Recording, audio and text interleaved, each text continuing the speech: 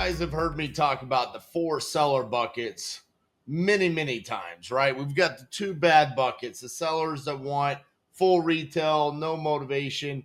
And then you've got the least common bucket, right? Right price, no motivation. It's where the scams happen. Then the 2 good seller buckets. Now, I spend 98% of my time talking about the most common bucket that you're going to talk to, which is highly motivated seller, incorrect price. But today's video is about that 1% of leads that we get, which is correct price, highly motivated. And what you're going to witness is how you can actually screw that bucket up. I always kind of glaze over it and talk about how, hey, that's the lay down bucket. That's the one where you say, tell me what your email is. Well, that's a mistake. I should take a little bit more time to explain to you guys exactly how to handle that bucket. And that's what today's video is about. Because let's be honest, we got to buy 100 leads to get to this one beautiful lead right here, which is the seller's asking you a great price, a price that you already needed at or below where you needed at. And you can still screw it up because you get so damn excited. You look at it and you're like, I've been grinding away to get to this lead right here. And what falls apart is the process. See, the fundamentals of what we are trying to accomplish falls away because we get too damn excited. See, when we talk to a seller and the price is incorrect, we have to follow the process to a T. We've got to go through and educate the seller. We build credibility. We explain how the process is going to work, and we get really good at following that process. But then when you get this lay down lead, it feels like the process is unnecessary. That is a mistake. And what you're going to see here is a seller gives me a great price on this live seller call from 2023. And I was so excited because the lead was in Utah and I hadn't closed the deal in Utah yet. And I just don't follow the fundamentals. I don't follow the process. And because of that, I'm scrambling and I'm clawing my way back through the entire call. And in fact, you'll see I get hung up on. And then I got to follow up again and I end up sending the contract. But this falls into the bucket of the contracts that got sent that never got signed. It never gets signed. It never makes it to the closing table. And because of that, I lost an opportunity to close a lay down lead. So today's live seller call is not going to be one of those, hey, watch me, the king closer, close the deal. It's an opportunity for you guys to learn that, one, I make mistakes. I've learned along the way. This call right here is part of the creation of the 4 seller buckets.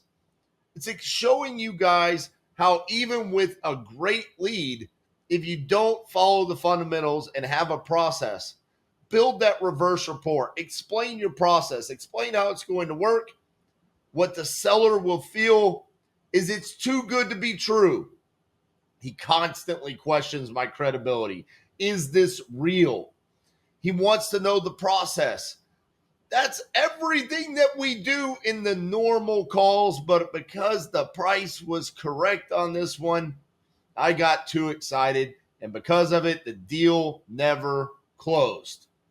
So take what I do in this call and learn from it and realize that during these types of leads, when you get that 1% where the seller is motivated and has the correct price, that is where you buckle down and you follow the fundamentals and the process that you always use, and don't get overly excited because that will be the one that you remember even 2 years later. So enjoy today's live seller call where I don't close a deal. Hello? Hi, is George there? Who's calling? This is RJ Bates calling about the property on Blacksmith Road that just got entered on my website. Are you looking to sell that property? Well, it depends. Depends what offer I get. How much do you want for it?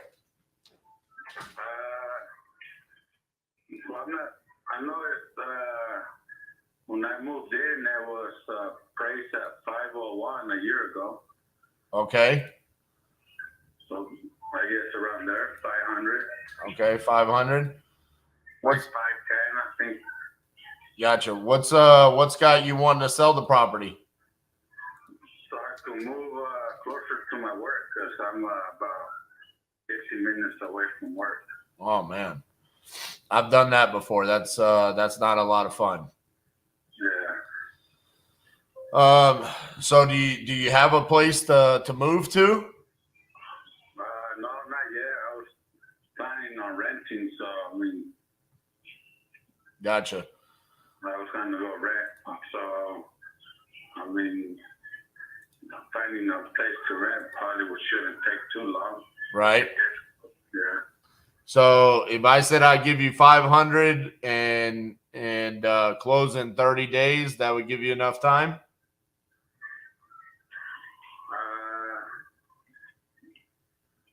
How does it work? Well, it works. You know, it's actually pretty simple because we're cash. There's no realtors, so there's no fees, there's no commissions or anything like that. The only thing that you would have to pay would be your mortgage if you have one, and then prorated taxes, the property taxes for the year. So 6 months. If we close inside of June, and then the rest is yours. And it's pretty much. We send over a contract, you sign it, we come out, we take a look at the property, and then 30 days later, we close. Is it legit? Well, we close to a title company.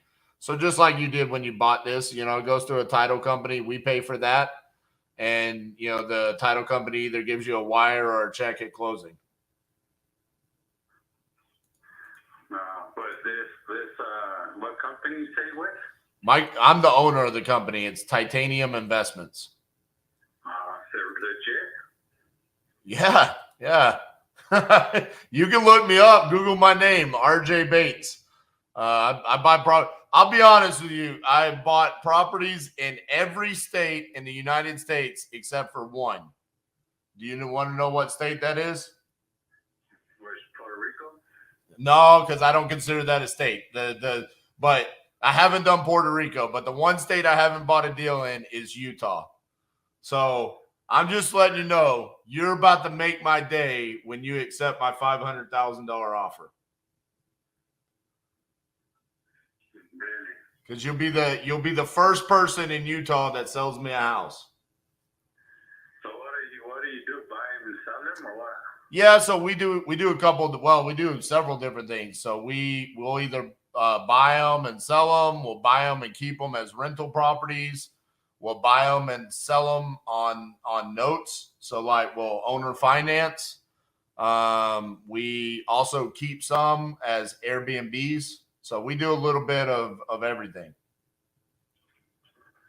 I see. So I've been doing this full time since January 1st of 2015. Okay. And what's the name? Sorry. My name or the company? The company. The company is Titanium Investments. Titanium Investments. Yes, sir. We're based out of Fort Worth, Texas.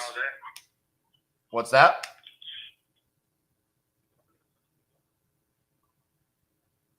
Say that again. So are you like those other companies like Open Door, Redfin, stuff like that? We're pretty similar to that, except we're not a monster corporation. We're more of like a family business. So, we're a much smaller team. There's probably about 15 of us in comparison to 1,500. But we do the exact same thing as them, just on a much smaller scale. I see. Okay. Well, let me do some research. Man, kind of sounds too good to be true. Well, let me tell you the reason why that is. It's because I'm not a typical salesperson. So instead of sitting here and having a 30-minute conversation with you about things that don't matter, I just want to call and ask you, what do you want? You say, hey, if I can get $500,000 for my house so I can move closer to my job, all right, it's a good fit for me. We can move on. I'll tell you this. You could Google my name, RJ Bates III. Here's what you're going to find. You're going to find that I'm the owner of Titanium Investments. You're going to find that I've had a podcast since 2017. You're going to find I'm all over social media, where you can find me on YouTube, Instagram, TikTok, Facebook. You're going to see I got a son, a daughter. I've lived in Fort Worth my whole life, and I went to the University of North Texas. So it's RJ Bates. Yes, sir. B-A-S-E? B-A-T-E-S, like the Bates Motel. Sorry, say that again. B-A-T-E-S.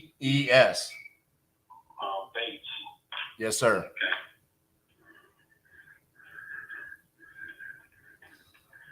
I know it sounds too good to be true, but it doesn't have to be difficult. You know what I'm saying?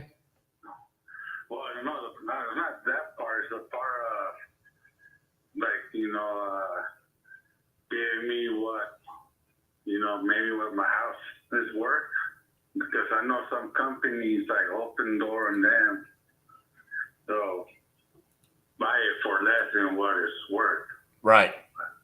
So that's the part. Well, normally what they'll do is they'll send you over an offer. And I've sold houses to Open Door before. They're not bad to work with.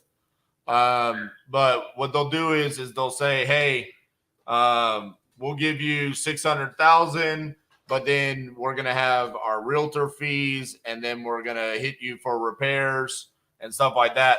Whereas we're buying it as is. We're not going to ask you to do any work to the property. So that's just that's one of the biggest differences between us. Another reason why is because Open Door isn't a landlord. What Open Door likes to do is they like to just buy the houses and sell the house. Oh, we are done. Oh, I'm going to call our Utah lead that hung up on me right before I left.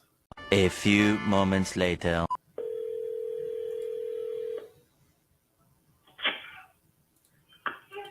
Hello?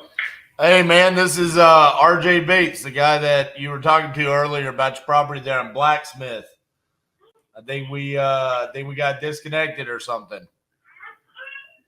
Oh, yeah. My phone died.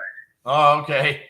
I was like, man, he either really thought I was fake or he got mad at me or something like that. So, anyways, did you have a chance to kind of look me up to see if you could find out if I was real or not? I'm still in that process of doing my homework. Okay. I'm still kind of looking into it. All right. Well, is there anything that I could do that could provide you with something that would help you feel more comfortable with who we are? Will you be able to have proof of funds before I sign? Yeah, we can do that. Nice. And I'm still looking into it, doing my homework. Just gotta do my homework. I know once you sign a contract, I'll probably have to have attorney look through it or something. Make sure it's legit. Okay. So one of the things I could do is send you over a contract so you can look at it. It's the contracts that we use. It's about 2.5 pages long. It's pretty simple. You're the seller. I'm the buyer. I'm buying this property for this much money. We're going to close at a title company. It just kind of outlines everything that we're going to do through the whole process, what day we're going to close, things like that. So would you like for me to send that over to you so you can look at it and you can see that it's a real contract? see, what else was I going to say?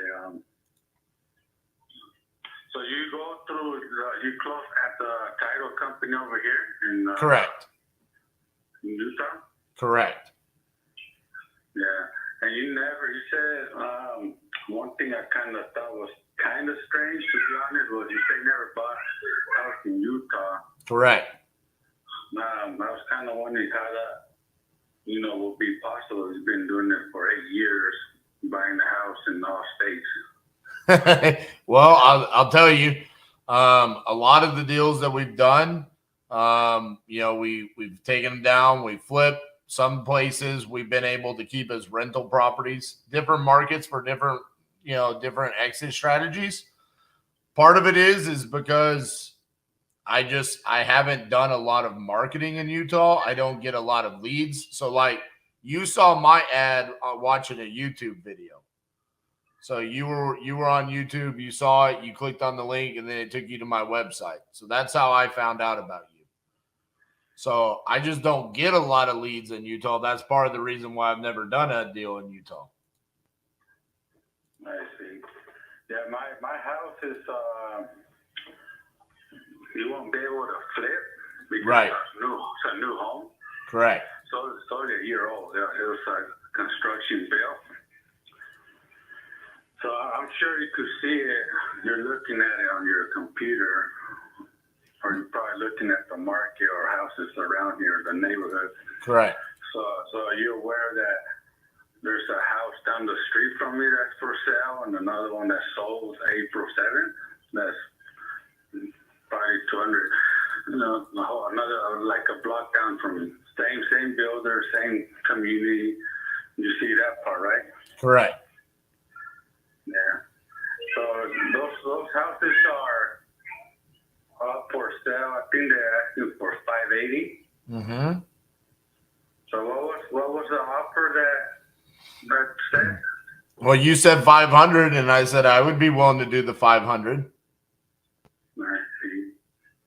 So will you do 520? No, I can't do that. I'm willing to do the 500, but I'm not willing to go above that. Okay. So if I close, what will I walk away with? The only thing that you're going to pay out of the 500 is a mortgage. If you have one, you would pay that off, and then you're going to pay prorated taxes. Okay. So I think I'm not sure what my taxes are a year, but so I will pay prorated to what, like to January or November, or is that how it works? No, you would pay it until whenever we close. So, for example, you would pay, if we closed in June, you would pay 6 months of property taxes because you've owned it from January through June. Right. I can't remember how much. I want to say like $2,000 a year. So like $1,000 then is what you would pay for your taxes. Okay.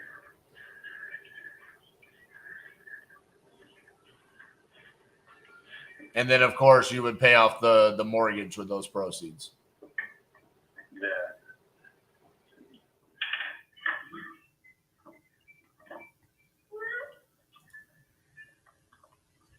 Yeah.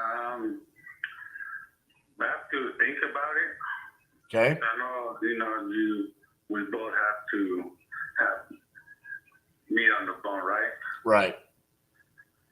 So, yeah, I have to think about it and see how much equity, because I know I could probably sell it for more, like the traditional way, but at the same time, it might be the same with once I get done paying the commission and all that stuff, right? Right. So you're going to have the realtor commissions, you would have the closing costs, and then also, with that, the showings and the time and stuff like that. And you would have in those buyers would do an inspection and potentially ask you to do like small little repairs, where we're buying it as is. So we're not going to ask you to do any repairs or anything like that. Yeah, my house doesn't need any repairs. I mean, not right now. I mean, it's still a brand new home and everything still works fine. The only thing with my house is that being a new construction, I haven't landscaped it in the backyard. Right. That's pretty much and the basement's not finished. Okay. It's a 3-story home. Yeah, I'm looking at it from Google Street View, so I kind of have an idea of what it looks like. Yeah. So, and the difference from that picture is I'm fencing it now, so it's gonna be fenced. Gotcha. So they're coming June 12th. Already paid the fencing company and everything. They're just waiting for my neighbor to he wants to get his landscape in the backyard, so they're gonna fence after he's done with his landscape. But I didn't really want to touch the landscape because I knew I was gonna try to sell it. Right. And I just wanna make the most money, have the most net money I could get, if I do landscaping and sell it with the real estate, then, cutting into that money that I could get for myself. Yeah, I mean, I completely understand your situation. It's just, from my perspective, this is what we could do, and if it's a good fit for you, awesome. If not, I completely understand. We just try to make it quick and easy for you. You know what I'm saying? Yeah. You said 500 is the most you'll go? Correct. If you sold it for $575, you're probably looking at about $40,000 in realtor commissions and closing. So maybe you net 35 more. But like I said, that's if you get that 575. Let me pull this up. The market right now is a little different from when I bought it. Correct. When the interest rates and everything. Right. Interest rates have gone up. And then, I see a couple of properties that have been on the market, 167 days, 363 days, 173 days, 45 days, 49 days, 107 days active, 262 days. So, I mean, some of the houses are sitting on the market for quite some time as well.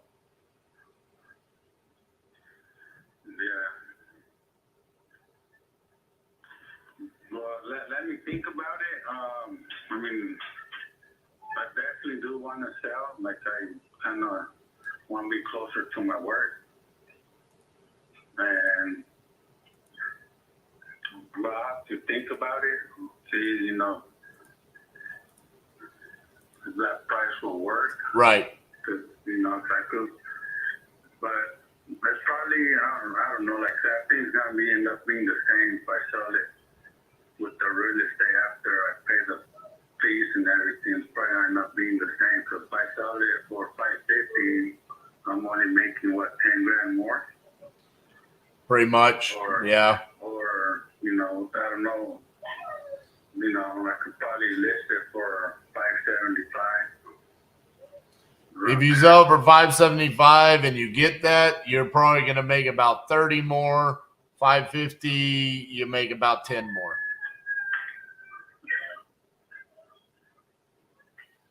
We do 505. I mean, 505. No, 500 is the highest I'm going to go. All right. Okay. Well, let me think about it and do some more research. Is this your contact number? Yeah, this is my office phone number.